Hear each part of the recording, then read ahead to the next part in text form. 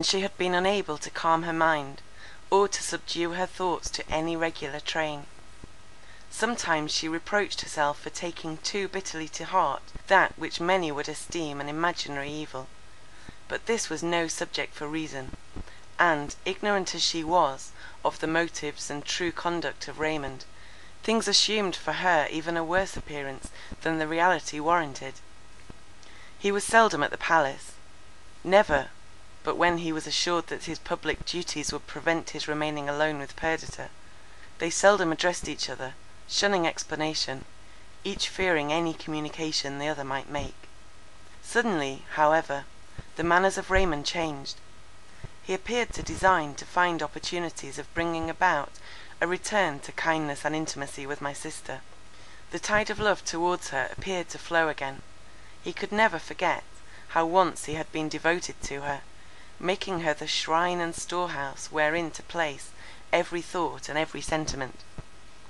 Shame seemed to hold him back, yet he evidently wished to establish a renewal of confidence and affection.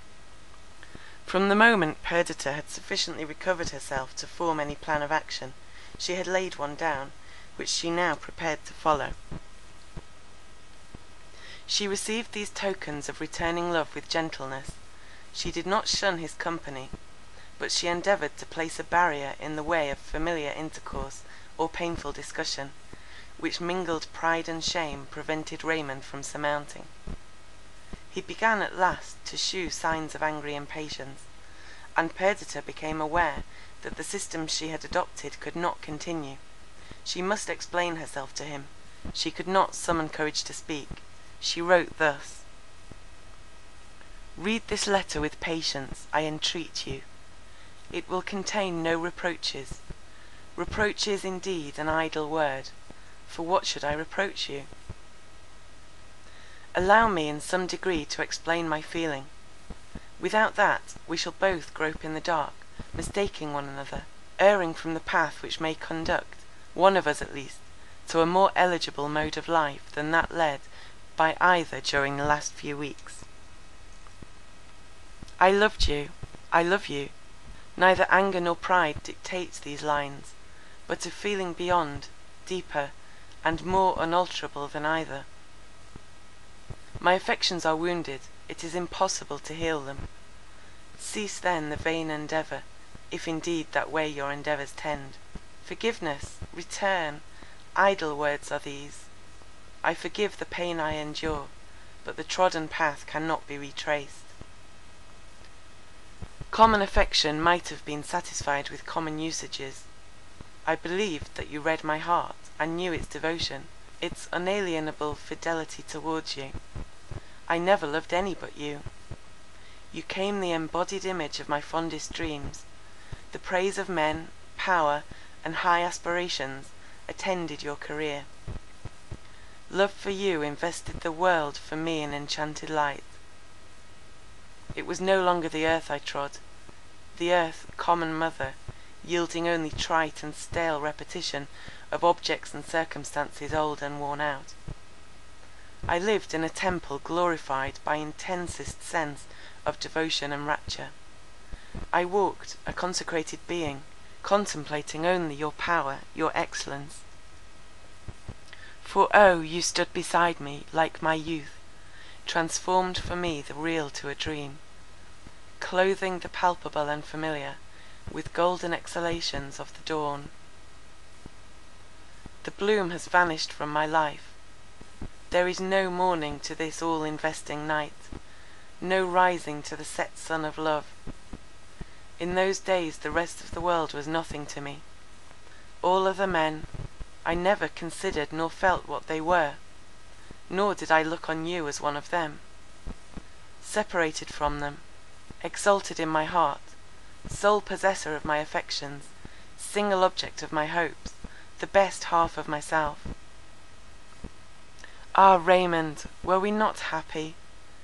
Did the sun shine on any who could enjoy its light with purer and more intense bliss? It is not a common infidelity at which I repine. It is the disunion of an whole which may not have parts. It is the carelessness with which you have shaken off the mantle of election with which to me you are invested, and have become one among the many. Dream not to alter this. Is not love a divinity because it is immortal? Did not I appear sanctified, even to myself, because this love had for its temple my heart? I have gazed on you as you slept, melted even to tears, as the idea filled my mind, that all I possessed lay cradled in those idolized but mortal lineaments before me. Yet even then I have checked thick-coming fears with one thought. I would not fear death, for the emotions that linked us must be immortal. And now I do not fear death. I should be well pleased to close my eyes, never more to open them again. And yet I fear it, even as I fear all things, for in any state of being linked by the chain of memory with this, happiness would not return. Even in paradise, I must feel that your love was less enduring than the mortal beatings of my fragile heart, every pulse of which knells audibly. The funeral note of love, deep buried without resurrection.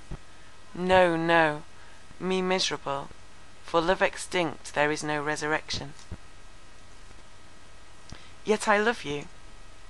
Yet and forever would I contribute all I possess to your welfare, on account of a tattling world. For the sake of our child, I would remain by you, Raymond, share your fortunes, partake your counsel. Shall it be thus? We are no longer lovers, nor can I call myself a friend to any, since, lost as I am, I have no thought to spare from my own wretched, engrossing self. But it will please me to see you each day, to listen to the public voice praising you, to keep up your maternal love for our girl, to hear your voice, to know that I am near you, though you are no longer mine. If you wish to break the chains that bind us, say the word, and it shall be done. I will take all the blame on myself, of harshness or unkindness in the world's eye. Yet, as I have said, I should be best pleased, at least for the present, to live under the same roof with you. When the fever of my young life is spent, when placid age shall tame the vulture that devours me, friendship may come, love and hope being dead. May this be true?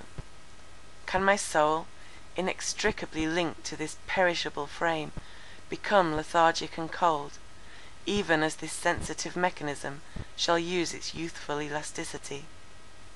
Then, with lackluster eyes, grey hairs, and wrinkled brow, though now the words sound hollow and meaningless, then, tottering on the grave's extreme edge, I may be your affectionate and true friend, Perdita. Raymond's answer was brief. What indeed could he reply to her complaints, to her griefs which she jealously paled round, keeping out all thought of remedy? Notwithstanding your bitter letter, he wrote, for bitter I must call it, you are the chief person in my estimation, and it is your happiness that I would principally consult. Do that which seems best to you, and if you can receive gratification from one mode of life in preference to another, do not let me be any obstacle. I foresee that the plan which you mark out in your letter will not endure long, but you are mistress of yourself, and it is my sincere wish to contribute as far as you will permit me to your happiness. Raymond has prophesied well, said Perdita. Alas, that it should be so! Our present mode of life cannot continue long, yet I will not be the first to propose alteration. He beholds in me one whom he has injured even unto death, and I derive no hope from his kindness. No change can possibly be brought about even by his best intentions. As well might Cleopatra have worn as an ornament the vinegar which contained her dissolved pearl, as I be content with the love that Raymond can now offer me. I own that I did not see her misfortune with the same eyes as Perdita. At all events methought that the wound could be healed, and if they remained together it would be so. I endeavoured therefore to soothe and soften her mind, and it was not until after many endeavours that I gave up the task as impracticable. Perdita listened to me impatiently, and answered with some asperity,